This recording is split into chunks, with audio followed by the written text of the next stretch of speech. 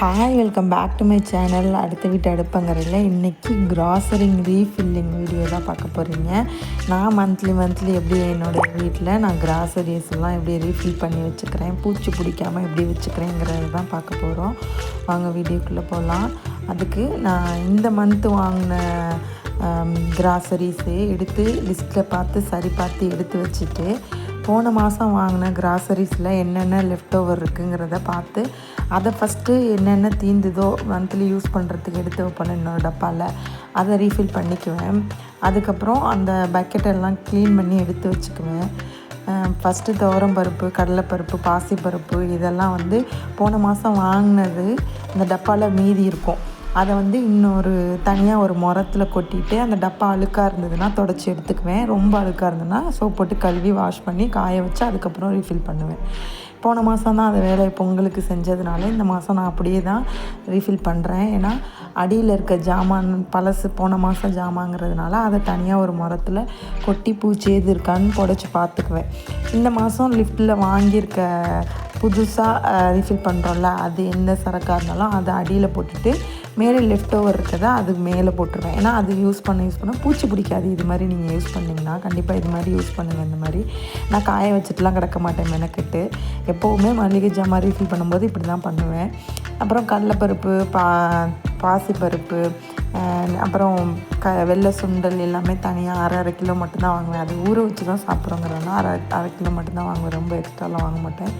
கடலை ஸ்நாக்ஸுக்கு அப்பப்போ ஸ்நாக்ஸ் இல்லாதப்போ யூஸ் பண்ணிக்கலாங்கிறதுக்கு வறுக்கடலை தனியாக, பச்சை கடலை ஊற வச்சு சாப்பிட்றதுக்கு தனியாக வாங்கி ரீஃபில் பண்ணி வச்சுக்குவேன். மேலே இந்த ஊற வச்சு நம்ம சாப்பிட்ற ஐட்டம், அப்புறம் ஸ்நாக்ஸ் மாதிரி சாப்பிட்ற ஐட்டம் அதெல்லாம் மேலே வச்சுக்குவேன். டக்குன்னு எடுக்கிற ஜாமான்லாம் கீழே 2வது செல்ஃபில் வச்சுக்குவேன். இது வீட்டிலையே அரைச்ச ஹோம்மேடு சுக்கு காப்பி தூள் போடும்போது இதை கொஞ்சம் போடுவோம். இதில் அதிமதுரம், கருஞ்சீரகம், மஞ்சள், அப்புறம் இன்னும் நிறையா இன்க்ரீடியன்ஸ் எல்லாம் ஆட் பண்ணி அரைச்சி வச்சுருக்கோம். திப்பிலி அதெல்லாம் போட்டு அரைச்சி வச்சுருக்கோம். இப்போ இது நம்ம சின்ன பிள்ளைங்களுக்குனா ஒரு பிஞ்ச் அளவுக்கு எடுத்து பாலில் கலந்து கொடுக்கலாம். மஞ்சள் தூளும் போட்டிருப்போம். இதே நம்ம குடிக்கிறோன்னா இதில் கொஞ்சம் ஒரு ஸ்பூன் அளவு எடுத்து அதில் சுக்கு, மல்லி எல்லாம் வறுத்து அரைச்சி சுக்கு காப்பி வச்சு குடித்தா அப்படி இருக்கும். சளிக்கு சூப்பராக இருக்கும். அந்த தொண்டை கரகரப்பெல்லாம் போயிடும். கண்டிப்பாக நான் இதுக்கு ஒரு ரெசிபி தனியாக ஷார்ட்ஸில் போடுறேன். எப்படி செய்யும்போது அதை செஞ்சு குடித்து பார்த்தோன்னா அப்படி சளிக்கு அந்த கரகரப்புக்கு சூப்பராக இருக்கும்.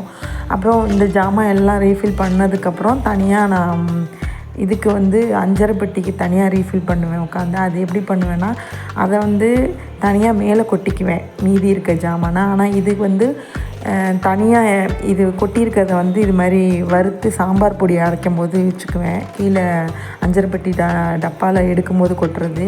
இது பழசெல்லாம் எடுத்து தனியாக ஒவ்வொரு கவரில் வச்சுட்டு புதுசு மட்டும்தான் கொட்டி வைப்பேன். அஞ்சரை பெட்டியில் புதுசை கொட்டி வச்சுட்டு இந்த பழசை என்ன பண்ணுவேன், எப்போவும் நம்ம ஏதாவது தூள் நுணுக்கும்போது வறுத்து நுணுக்கும்போது அதை போட்டு வறுத்து நுணுக்கி வச்சுக்குவேன். அதே மாதிரி கடுகு டப்பாவில் ஒரு ரூபா காயினோ 2 ரூபா காயினோ எப்போவும் போட்டு வச்சுக்குவேன். அது எனக்கு ஒரு பழக்கமாக இருக்கும். விசிலில் தனியாக ஒரு சின்ன பிளாஸ்டிக் கண்டெய்னரில் வச்சுக்குவேன். அப்புறம் மிளகாத்தூள் மட்டும்தான் ரீஃபில் பண்ணுறேன். மீதி எல்லாம் கொஞ்சம் ஸ்டாக் இருக்குங்கிறதுனால தீர்ந்ததுக்கப்புறம் கொட்டிக்கலான்ட்டு மிளகாத்தூள் மட்டும்தான் கொட்டி வைக்கிறேன். கரம் மசாலா, ஸ்பைசஸ் எல்லாமே எது தீர்ந்துருக்கோ எல்லாமே ரீஃபில் பண்ணி வச்சுக்குவேன். மீதி ரீஃபில் பண்ணது போக மீதி இருக்கிறத மந்த்லி கிராசரி வாங்கிட்டு என்னென்ன மீதி இருக்கோ அதை தனியாக ஒரு பக்கெட்டில் போட்டு வச்சுக்குவேன். போன மாதம் வெல்லம் வாங்கினது இருந்தது தெரியாமல் இந்த மாதமும் வெல்லம் வாங்கினதுனால ஃபஸ்ட்டு போன மாதம் வாங்கினதை எடுத்து யூஸ் பண்ணிக்கலான்னு சொல்லிட்டு அதை மட்டும் எடுத்து யூஸ் பண்ணிவிட்டு மீதி எல்லாம் தட்டி வச்சது போக மீதி என்னென்ன இருக்கோ அதெல்லாம் ஓப்பன் பண்ணாமல் புதுசாக ஃப்ரெஷ்ஷாக இருக்கிறதெல்லாம் தனியாக ஒரு பக்கெட்டில் போட்டு எடுத்து வச்சுக்குவேன். இப்போ சப்போஸ் சாம்பார் தூள் நான் கொட்டி வைக்கல, தீந்து போச்சுன்னா இதுலேருந்து எடுத்து கொட்டிக்குவேன். அது மாதிரி தான் எடுத்து வச்சுக்குவேன். நட்ஸுக்கு நான் எப்போவுமே ஆர்கனைஸ் பண்ணி வைக்கிறதுக்கு ஒரு டப்பா வாங்கி வைக்கணும்னு யோசனை பண்ணுவேன். ஒவ்வொரு மாதமும் கிராசரிஸ் ஃபில் பண்ணி வைக்கும் போதெல்லாம். ஆனால் அது வாங்குகிற சூழ்நிலையே இருக்க மாட்டேங்குது. நல்லா பார்த்து வாங்கணும் ஒரு கண்டெய்னரு. இது டீ போடுறதுக்கு தனியாக இஞ்சி துண்டு போட்டு அதை எடுத்து வச்சுக்குவேன் பக்கத்துலேயே அஞ்சரை பெட்டி மேலே.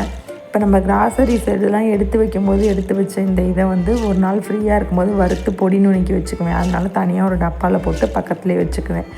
கிச்சனை வந்து ஆர்கனைசிங் தான் பண்ணேன், டீப் க்ளீனிங்லாம் பண்ணலை. அப்படி ஆர்கனைசிங் பண்ணி நம்ம மல்லிகை ஜாமானை ரீஃபில் பண்ண வச்சதுக்கே வந்து கிச்சன் ஓரளவு க்ளீன் பண்ண மாதிரி இருக்குது.